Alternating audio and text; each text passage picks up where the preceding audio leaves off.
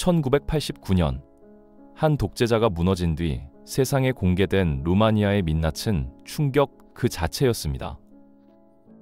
마치 거대한 수용소 같았던 고아원들. 그곳에는 영양실조로 뼈만 앙상하게 남은 채 인간의 감정을 잃어버린 수십만 명의 아이들이 있었습니다. 이 아이들은 부모에게 버림받은 것이 아니었습니다. 이들은 국가에 의해, 한 독재자의 광기 어린 야망에 의해 강제로 태어난 아이들이었습니다. 모든 비극의 시작은 위대한 루마니아 건설을 꿈꿨던 독재자 니콜라이 차우셰스쿠의 인구 정책에서부터 출발합니다. 1966년 차우셰스쿠는 국가의 힘은 인구에서 나온다고 맹신했습니다. 그는 루마니아의 인구를 2천만 명에서 3천만 명으로 늘리겠다는 목표를 세우고 인류 역사상 가장 극단적인 인구 통제 법안인 법령 770호를 발표합니다. 이 법의 내용은 간단했습니다. 아이를 낳지 않는 것은 조국을 배신하는 행위다. 45세 이하의 모든 기혼 여성은 최소 4명, 나중에는 5명의 아이를 낳아야만 했습니다. 임신 중절 수술, 즉 낙태는 사실상 전면 금지되었고 피임약과 피임 도구는 국가의 적으로 규정되어 판매와 유통이 모두 막혔습니다. 국가의 통제는 여기서 그치지 않았습니다. 여성들은 아이를 제대로 낳고 있는지 감시당하기 시작합니다. 공장과 사무실에는 월경 경찰이라 불리는 국가 요원들이 들이닥쳐 여성들의 생리 주기를 정기적으로 검사했습니다. 임신하지 않은 여성은 인구세라는 무거운 세금을 내야 했고, 유산을 한 여성은 국가보안위원회의 조사를 받아 불법 낙태 시술 여부를 신문당해야 했습니다. 국가는 국민의 자궁을 완벽하게 통제하기 시작한 겁니다. 정책의 효과는 즉각적이었습니다. 출생아 수는 1년 만에 2배 가까이 폭증했죠. 차우셰스쿠는 이 아이들을 조국의 미래라 부르며 기뻐했습니다.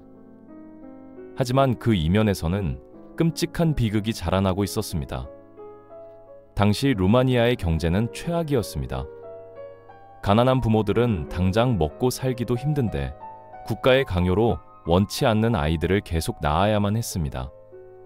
결국 수많은 아이들이 길거리에 혹은 국가가 운영하는 고아원에 버려지기 시작합니다. 차우셰스쿠의 고아라 불리게 된 이 아이들이 보내진 고아원은 사실상 죽음의 수용소였습니다. 부족한 예산과 인력 속에서 아이들은 짐승처럼 취급받았습니다. 굶주림과 질병은 일상이었고 난방도 되지 않는 차가운 방에서 아이들은 서로의 온기에 기대 잠들어야 했습니다. 가장 끔찍했던 것은 애정의 결핍이었습니다. 안아주고 눈을 맞춰주고 말을 걸어주는 사람이 아무도 없는 환경 속에서 아이들은 신체적, 정신적 발달이 완전히 멈춰버렸습니다. 그들은 웃는 법도, 우는 법도 잊은 채 그저 허공을 응시하거나 의미 없이 몸을 앞뒤로 흔드는 행동만 반복했습니다. 인간의 존엄성이 완전히 파괴된 겁니다.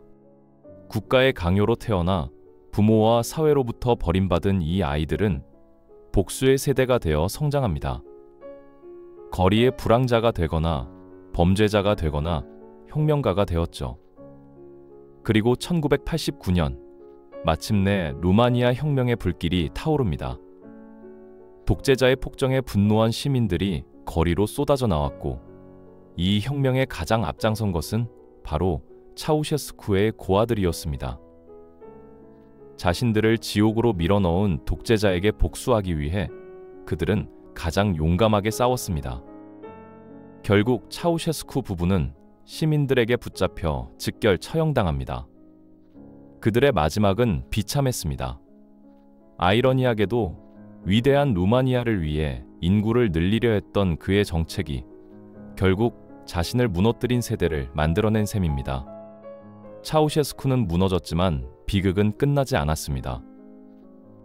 그의 정책으로 태어난 수십만 명의 아이들은 육체적, 정신적 상처를 안고 평생을 살아가야 했습니다. 루마니아의 비극은 우리에게 아주 묵직한 질문을 던집니다. 국가의 미래를 위해 개인의 삶과 선택은 어디까지 통제될 수 있는가? 출산율이라는 거대한 담론 앞에서 우리는 한 명 한 명의 인간이 가진 존엄성을 잊고 있지는 않은가?